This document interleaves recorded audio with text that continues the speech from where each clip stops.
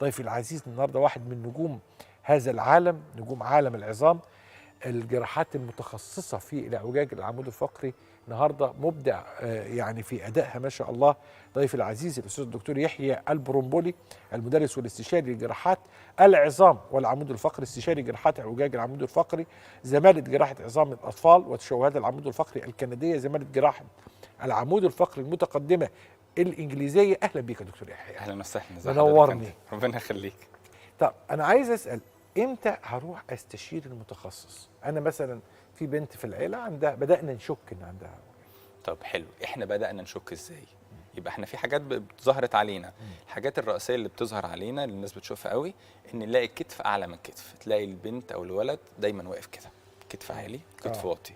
فده حاجه غريبه. لما لو بصينا عليه من ورا هنلاقي مثلا زي الصوره اللي موجوده حضرتك، هتلاقي الكتف اعلى من كتف والسكابيولا ظاهره، اللي هي عظمه اللوح، واحده ظاهره واحده لا. لو بصينا على الوسط بتاع الولد او البنت هنلاقي فيه اختلاف في الوسط، تلاقي وسط عالي ووسط واطي.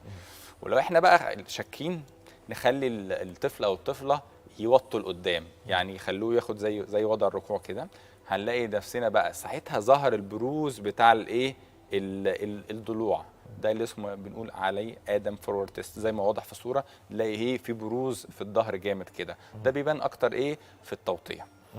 لو احنا لقينا واحده من العلامات دول يبقى احنا كده في احتمال كبير ان يبقى في اعوجاج، فده معناه ان احنا محتاجين نروح لحد متخصص اعوجاج في عمود فقري، نعمل الفحوصات اللازمه عشان نعرف الدنيا ماشيه ازاي.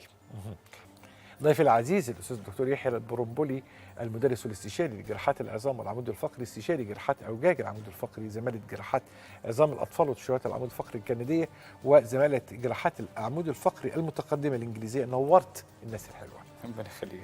خليكم دايما مع الناس الحلوه.